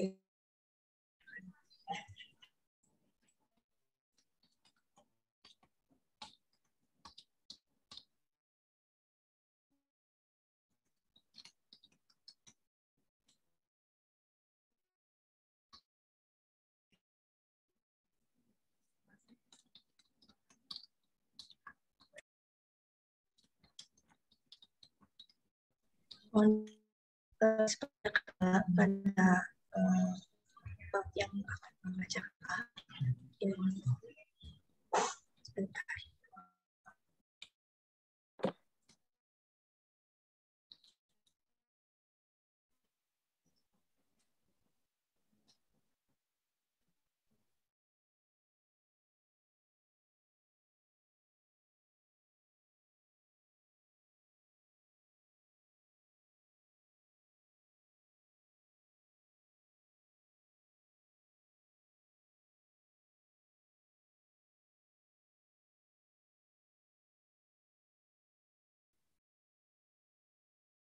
Assalamualaikum warahmatullahi wabarakatuh.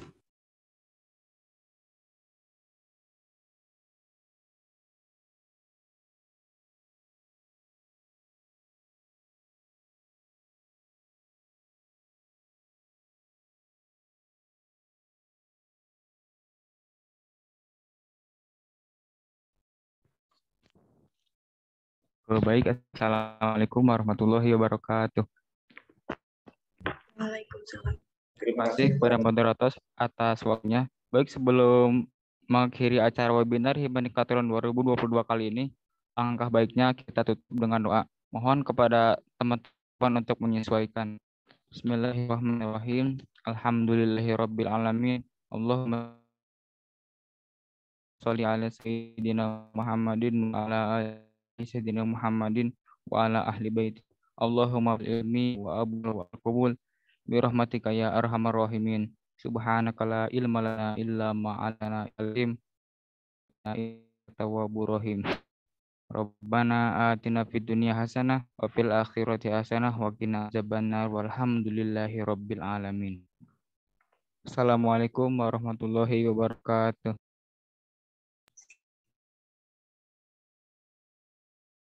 Waalaikumsalam.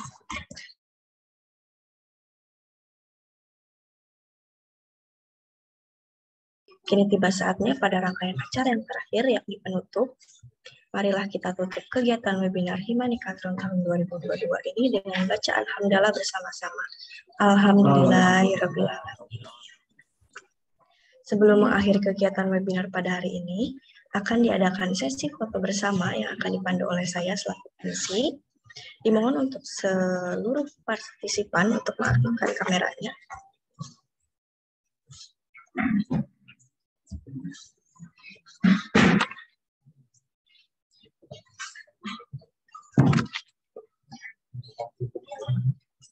Ya, di sini terdapat 5 slide. Slide pertama. 1, 2, 3.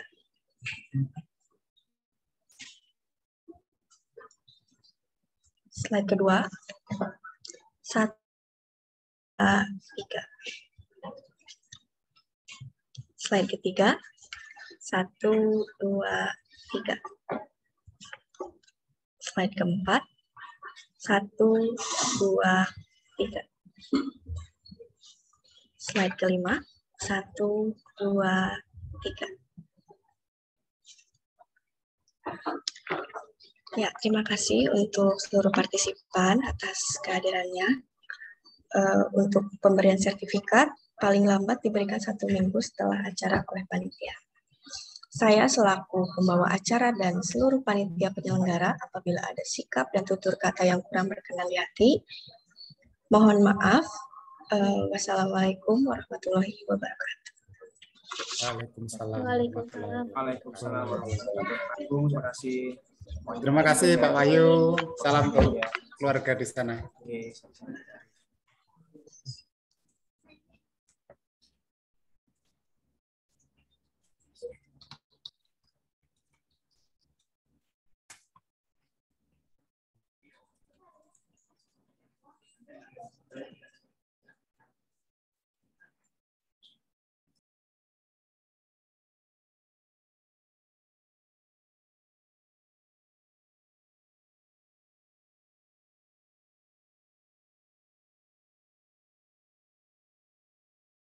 Dan